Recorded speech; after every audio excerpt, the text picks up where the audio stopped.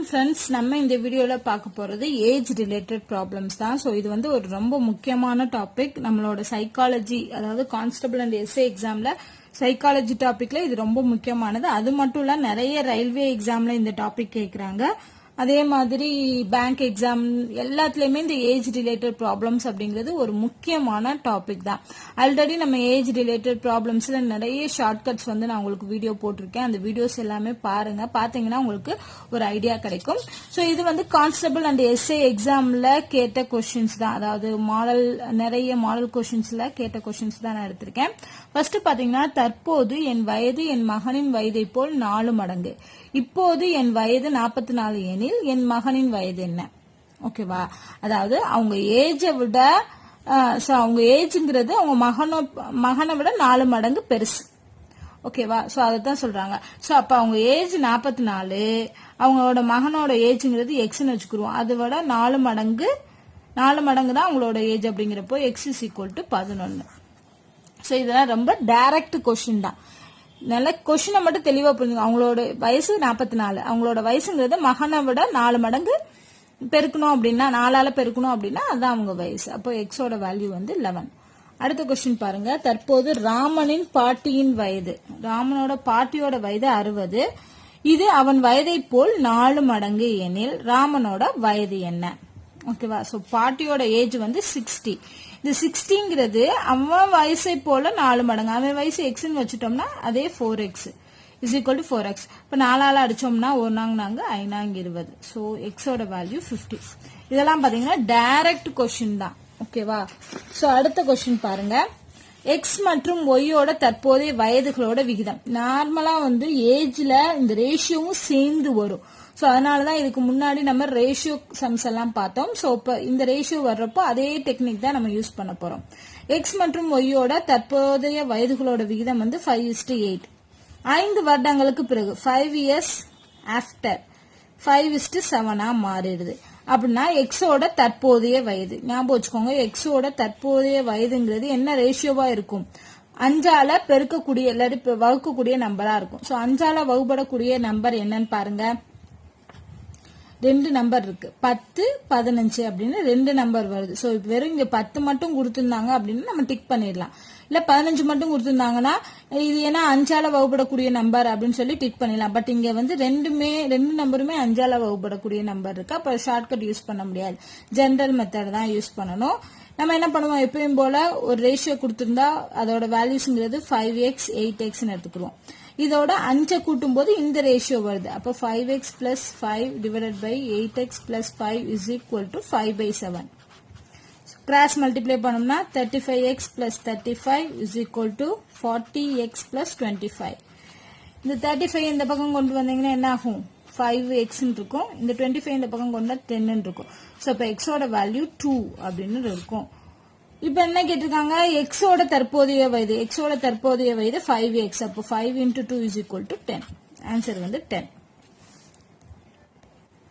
அடுத்த கொஸ்டின் பாத்தீங்கன்னா, ரவியோட தாய் அவன் சகோதரியை விட 2 மடங்கு அதிக வயதுடையவர். அவனுடைய தந்தை ரவியை விட 20 வயசு அதிகமானவர். ரவியோட சகோதரி பிறந்த போது அவனுக்கு வயசு 5. அப்போ சகோதரியோட வயது 17 அப்படின்னா மோகனின் பெற்றோரின் வயதா? சாரி, இங்க வந்து ரவியின் பெற்றோரின் வயது. சோ கொஸ்டினே அவங்க தப்பா கொடுத்திருக்காங்க, மோகன் கொடுத்திருக்காங்க. ரவியோட பெற்றோரின் வயது என்ன? அவங்களோட அப்பா அண்ட் அம்மாவோட வயசு என்ன அப்படின்னு கேட்டிருக்காங்க. சோ இங்க பார்த்தோம்னா நிறைய ரிலேஷன் இருக்கு. ரவியோட அம்மா, ரவியோட அப்பா, ரவியோட சகோதரின்னு சொல்லி மொத்தம் 4 பேரோட ஏஜ வந்து ரிலேட் பண்ணி கொடுத்திருக்காங்க. சோ நான் என்ன எடுத்துக்கிறேன்னா ரவியோட அம்மா, அப்புறம் ரவியோட சகோதரி, அப்புறம் ரவியோட அப்பா. சோ இப்ப என்ன சொல்லிட்டாங்கன்னா, சகோதரியோட தற்போதைய வயது கொடுத்துட்டாங்க. சோ அவளுக்கு ஏஜ் வந்து 17. ஓகேவா? இத வச்சுக்கலாம். இப்போ ரவியின் தாய் அவன் சகோதரியை விட 2 மடங்கு. சோ அவங்க அம்மா வந்து சகோதரியை விட 2 மடங்கு. அப்பனா என்ன அர்த்தம்? 17 into 2 தான். 2ஆல பெருக்கணும் அப்படின்னா அதான் அவங்க அம்மாவோட ஏஜ். சோ அப்ப 7 2 14, மிச்சம் 1 1 2. சோ 34 வயசு அவங்க அம்மாவுக்கு.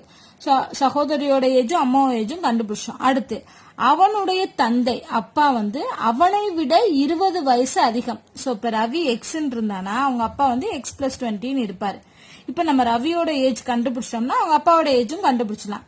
அதுக்கு என்ன கண்டிஷன் கொடுத்திருக்காங்கன்னு பாருங்க. ரவியின் சகோதரி பிறந்த போது அவனுக்கு வயசு 5.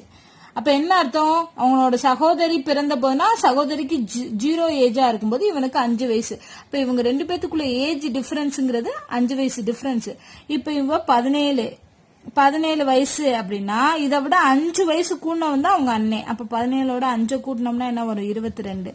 சோ ரவியோட ஏஜ் வந்து 22. இந்த கன்க்ளூஷனுக்கு வர்றோம். எப்போ? இந்த கண்டிஷனை வச்சு. இப்ப அவங்க அப்பாவோட ஏஜ் சொல்லிடலாம் இல்லையா?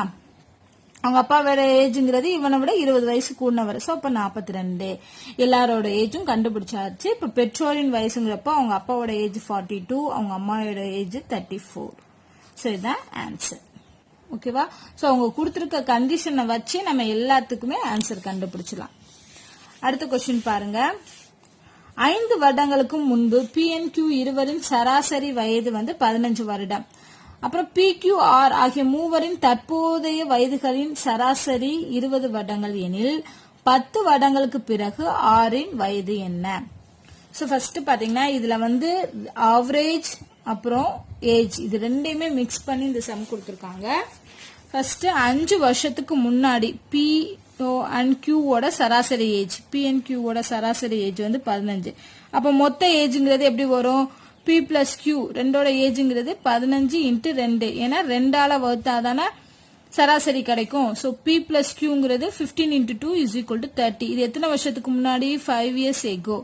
5 வருஷத்துக்கு முன்னாடி P and Q ஓட வயசை கூட்டினோம்னா 30 வருது. இப்ப பிரசன்டா தற்போதைய வயதுன்னு தானே கொடுத்துருக்காங்க. சோ பிரசன்டா PQR இவங்க 3 பேத்தோட சராசரிங்கிறது 20. சோ இப்ப டோட்டல் கண்டுபிடிக்கலாமா? PQR அப்படிங்கறதோட டோட்டல் எப்படி கண்டுபிடிப்போம்? 20ஓட 3 பெருக்கணும். ஏன்னா 3 பேருக்கனால 3ஆல தான் வகுத்திருப்பாங்க. சோ இப்ப 3 பெருக்குனாதான் டோட்டல் கிடைக்கும். சோ 60.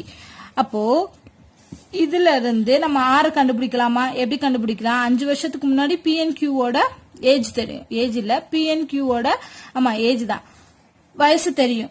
அதுல இருந்து நம்ம என்ன பண்றோம்? 5 வருஷத்துக்கு அப்புறம் அவங்களோட ஏஜ் என்னவா இருக்கும்? இவனுக்கு 5 வயசு கூடி இருக்கும், இவனுக்கு 5 வயசு கூடி இருக்கும். அப்ப மொத்தம் வந்து 10 வேல்யூங்கிறது கூடி இருக்கும். அப்போ இப்ப பிரசன்டா P plus Q ஓட ஏஜ்ங்கிறது 40. இதை நான் என்ன பண்ண போறேன்? இதுல சப்ஸ்டியூட் பண்ண போறேன். இதுக்கு பதிலா 40 போட்டோம்னா 40 plus R is equal to 60. ஆரோட வேல்யூ is equal to 20. இப்ப என்ன கேட்டிருக்காங்க? இது வந்து ஆரோட பிரசன்ட் ஏஜ். ஓகேவா? Present age. ஆனா என்ன கேட்டிருக்காங்க? 10 வருடங்களுக்கு பிறகு ஆரோட வயசு என்ன? பிரசன்ட் ஏஜ் 20, 10 வருஷத்துக்கு அப்புறம் 30 இருக்கும். சோ அப்ப ஆரோட ஏஜ் 10 வருஷத்துக்கு அப்புறமா 30. ஓகேவா? சோ அவங்க என்ன சொல்லிருக்காங்க அப்படிங்கறத வச்சு ஆன்சர் கண்டுபிடிச்சலாம். அடுத்து ஃபைனல் கொஸ்டின் பாத்தீங்கன்னா, ராஜா மற்றும் ராணியோட தற்போதைய வயதுகளின் விகிதம். சோ ராஜா இருக்காரு, ராணி, இவங்க 2 பேரோட ஏஜ் ரேஷியோ கொடுத்துட்டாங்க. 10 வருஷத்துக்கு பிறகு 10 years ஆஃப்டர் இவங்களோட வயசு, யாரோட வயசு கொடுத்துருக்காங்க அப்படின்னா ராணியின் வயதை மட்டும் கொடுத்துட்டாங்க. ராணியோட வயது வந்து 10 வருஷத்துக்கு அப்புறம் 52 வயசு. சோ ராணியோட ஃபர்ஸ்ட் ஏஜ் பாத்தீங்கன்னா தற்போதைய ஏஜ் வந்து 6x இருக்கும், இவருக்கு 5x இருக்கும். ஓகேவா? 6x plus 10 தான் 52ன்னு கொடுத்துட்டாங்க. இதுல இருந்து நம்ம x கண்டுபிடிக்கலாமா? அந்த x வச்சு ராஜாவோட ஏஜ் என்னன்னு கண்டுபிடிச்சலாம். So 6x is equal to 42, x is equal to 7 வருமா? ஆமா, x is equal to 7. இதை வச்சு நம்ம ராஜாவுக்கு போட்டோம்னா 5 × 7 is equal to 35. அப்ப ராஜாவோட ஏஜ் 35 அப்படின்னு கொண்டு வந்துடலாம். சோ இந்த மாதிரி தான் ஏஜ் சம் வந்து கேக்குறாங்க. சோ இது இல்லாம இன்னும் டிஃபிகல்ட்டாலாம் வந்து ஏஜ் சம்ஸ் வந்து கேட்கறதுக்கான சான்சஸ் இருக்கு. சோ அதை நம்ம இனி அடுத்தடுத்த வீடியோஸ்ல பார்க்கலாம். சோ இந்த வீடியோல உங்களுக்கு ஏதாவது டவுட் இருந்துச்சு அப்படின்னா கமெண்ட் பண்ணுங்க. இந்த வீடியோ உங்களுக்கு பிடிச்சிருந்தா லைக் அண்ட் ஷேர் பண்ணுங்க. நன்றி.